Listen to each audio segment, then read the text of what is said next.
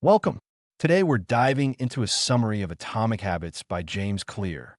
This book isn't just about trying harder. It's a manual for how to re-engineer your life through the power of tiny, compound changes. Let's look at how we can turn small actions into massive results. The fundamentals. Before we get to the how, we have to understand the why. Part 1 focuses on the philosophy of change and why our focus is often misplaced on the end goal rather than the process.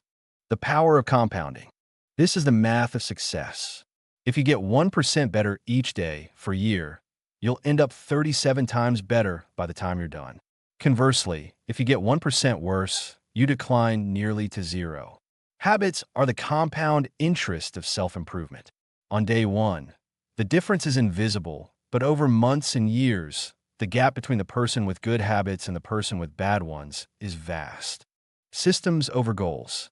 James Clear makes a bold claim. Goals are actually counterproductive. Winners and losers often have the same goals, like winning a championship or getting a job. The difference is their systems. A goal is a result you want. A system is the collection of daily processes that get you there. As Clear says, you do not rise to the level of your goals. You fall to the level of your systems. 3 layers of change. Most people try to change from the outside in.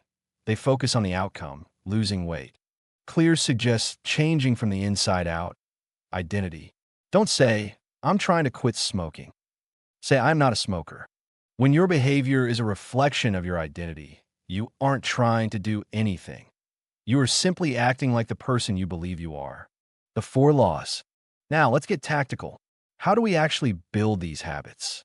Clear breaks behavior down into a 4-step loop. Cue, craving, response, and reward. The habit loop. Every habit follows this cycle. The cue triggers your brain to initiate a behavior. The craving is the motivation, the desire to change your internal state. The response is the habit itself. Finally, the reward satisfies the craving and teaches your brain which actions are worth repeating. How to create and break habits. To master your habits, you use the 4 laws. To build a good one, make the cue obvious, the craving attractive, the response easy, and the reward satisfying. To break a bad habit, you simply invert these.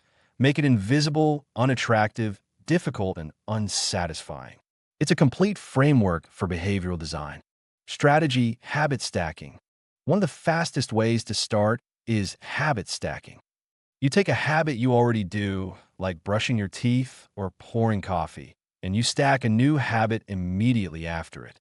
It uses the momentum of your existing life to pull the new behavior along with it. Environment design. Willpower is a finite resource. Don't rely on it.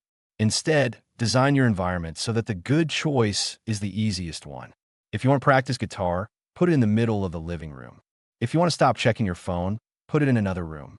Be the architect of your surroundings, not the victim of them. The 2-minute rule. Many of us fail because we try to do too much too soon. The 2-minute rule states, when you start a new habit, it should take less than 2 minutes to do. You aren't trying to run 5 miles. You're just putting on your shoes. The goal is to master the art of showing up. A habit must be established before it can be improved. Takeaways. In summary, stop worrying about big breakthroughs. Focus on the 1% improvements.